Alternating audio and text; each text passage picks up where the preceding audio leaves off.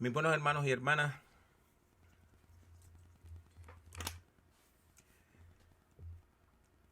mis buenos hermanos, mis buenos hermanos y hermanas, qué lindo.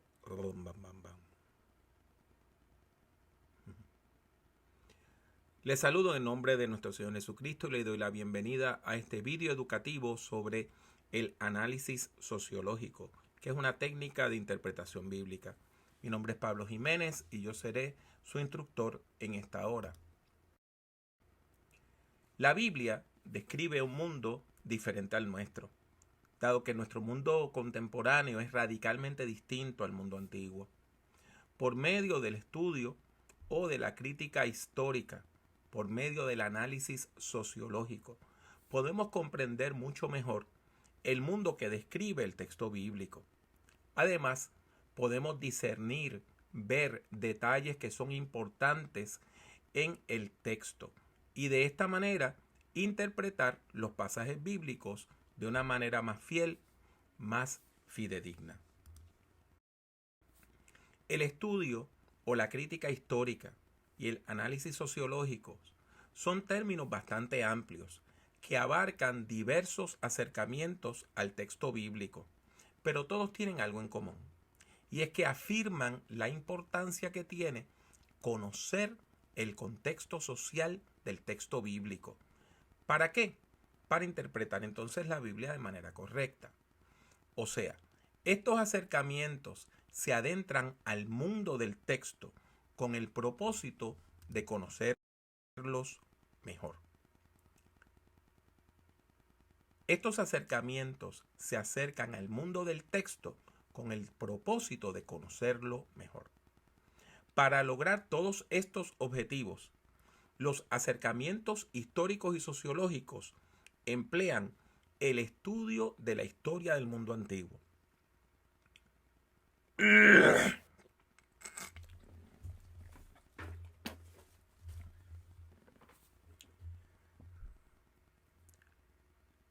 Para lograr estos objetivos, los acercamientos históricos y sociológicos emplean el estudio de la historia del mundo antiguo.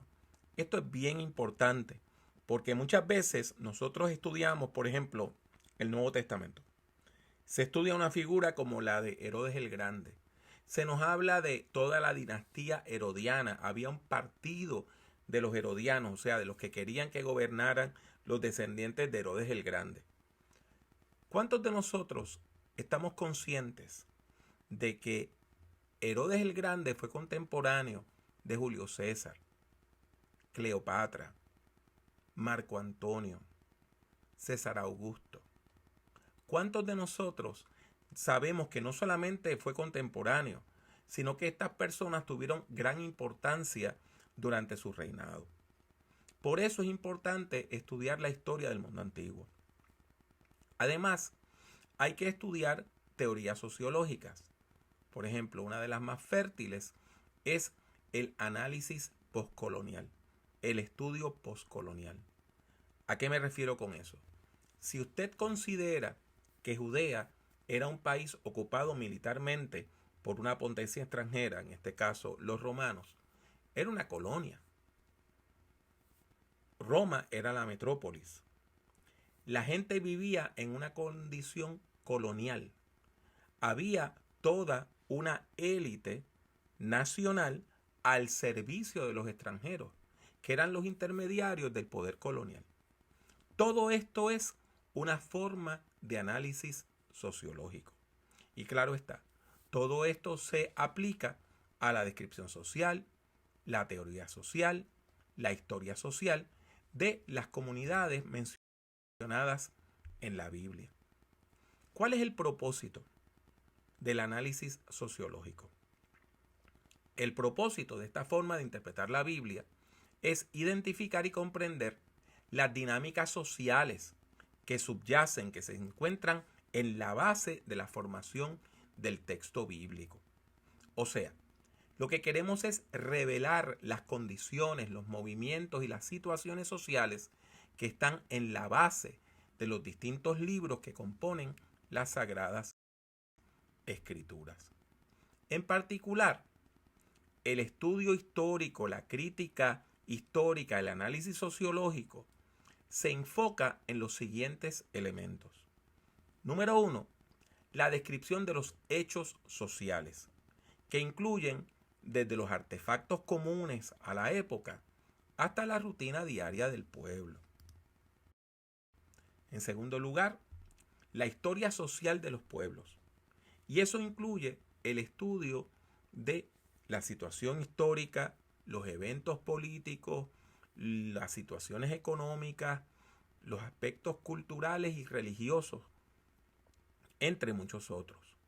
La situación social de la comunidad a la que se dirigió el texto originalmente también es importante. La estrategia social del texto, o sea, si el texto afirma que hay que buscar cambios ligeros o procurar una reforma o hay que tratar de lograr una transformación radical de la situación del pueblo. Y en quinto lugar, el análisis sociológico también va a estudiar cómo el lenguaje y los símbolos empleados en el texto reflejan la situación social.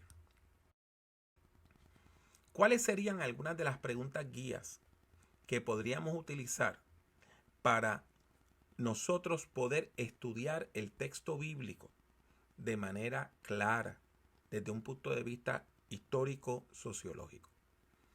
En primer lugar, explore si hay algún detalle histórico o social del texto o de su trasfondo que sea pertinente para la interpretación. Por ejemplo, cuando usted lee la parábola del buen samaritano y se nos está hablando de un samaritano, se nos está hablando de un sacerdote, se nos está hablando de un levita, ahí hay varios aspectos sociológicos. En primer lugar, la tensión étnico-racial entre judíos y samaritanos. Segundo, las diferencias religiosas entre judíos y samaritanos. Tercero, la estratificación social de la sociedad judía de la época. Hay toda una estratificación donde líderes religiosos como los sacerdotes están por encima de los levitas, pero los levitas están por encima del pueblo común y corriente. Note que en este texto, que es relativamente corto, hay toda una serie de elementos importantes. Cuando estudiamos, por ejemplo, la crucifixión de Jesús, nos confrontamos con la situación colonial de frente, porque quien al final toma todas las decisiones importantes es el gobernador militar extranjero. En segundo lugar, necesitamos preguntar cuál era la condición social, la condición histórica de la comunidad a la que se dirigió originalmente el texto. Esto no es tan fácil como parece, porque nosotros no tenemos certeza de dónde se escribieron la mayor parte de los textos bíblicos del Nuevo Testamento, del Antiguo Testamento, y tampoco a quién se les enviaron. A veces las cosas están claras. Usted lee la Epístola a los Romanos, lee Primera y Segunda de Corintios, eso está sumamente claro. Lee Filipenses, pues claro, fue enviada a la iglesia en Filipos. Pero Hebreos, ¿a quién fue enviado? Pues no lo sabemos. Primera de Juan, Segunda de Juan, Tercera de Juan, tampoco lo sabemos. Judas, tampoco lo sabemos. Aún Gálatas, que nos habla de una región, pues había dos regiones que se podían considerar como Galacia en lo que hoy es Turquía, en aquel tiempo era Asia Menor. En ese sentido, no es tan fácil saber a quién se le envió la carta, el documento, para quién se escribió este texto que hoy consideramos sagrado. En tercer lugar, es importante que usted trate de determinar el lugar que ocupaban en la sociedad los distintos personajes que aparecen en el texto bíblico. ¿Son personas extranjeras o son nacionales? ¿Son gente rica, gente pobre? ¿Son hombres poderosos o personas vulnerables? ¿Víctimas o victimarios? O sea, ¿quién ocupa las posiciones de honor y quiénes tienen lo que se llamaba mancha leve o mancha grave? O sea, ¿quiénes están en posiciones donde no hay honor? Es importante también identificar la estrategia social del texto. Como le dije, hay varias opciones. A veces el texto afirma la situación social diciendo, como estamos bien. A veces se buscan cambios ligeros en la situación social que el texto describe. A veces se aspira a toda una reforma y a veces se busca una transformación radical. Por ejemplo, en el libro del Éxodo no se está buscando una reforma, se está buscando una liberación, una ruptura con el sistema esclavista egipcio. En ese sentido, es importante nosotros tratar de identificar cuál es la estrategia social que hay detrás del texto. También usted debe tratar de identificar cómo el lenguaje y los símbolos que emplea el texto se relacionan con su situación social. Por ejemplo, cuando usted va a Génesis 1, usted encuentra un lenguaje religioso, donde se presenta toda la creación del mundo como si fuera un evento litúrgico, como si fuera un culto, donde hay una letanía, donde cada día se van creando unas cosas y el texto tiene forma de poema, de ese tipo de poema que llamamos una letanía, que son repeticiones que hacemos en el culto. Y dijo Dios, sea tal cosa, y fue hecho. Y vio Dios que era bueno, y fue la mañana o la tarde de tal día, próximo día, y dijo Dios, sea hecho. O sea, que hay un orden. Por lo tanto, este texto nos evoca el lenguaje de los sacerdotes, el lenguaje del culto. Sin embargo, cuando nosotros vamos a la historia de Moisés en Éxodo, es algo muy distinto. Él ve que hay una plantita que está prendida en candela, en fuego, pero no se acaba de consumir, no se convierte en carbón. Y él piensa que hay un espíritu ahí, que hay algún tipo de espanto ahí. Y él trata de reprenderlo. Y lo hace tratando de saber cuál era el nombre del espíritu que estaba ahí atrás. Pero no era un espíritu, era Dios mismo. Y entonces tenemos una historia de llamamiento profético.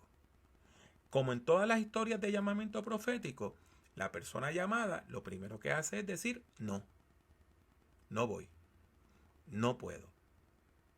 O sea, que cuando usted lee ese texto de Éxodo, es muy claro que el lenguaje se está presentando. Por lo tanto, cuando usted lee ese texto del llamamiento de Moisés en el libro de Éxodo, es muy claro que el lenguaje es profético. Esto es importante, que nosotros prestemos atención a esos elementos. En conclusión, el estudio o la crítica histórica, junto con el análisis sociológico, nos presentan una nueva forma de leer el texto bíblico.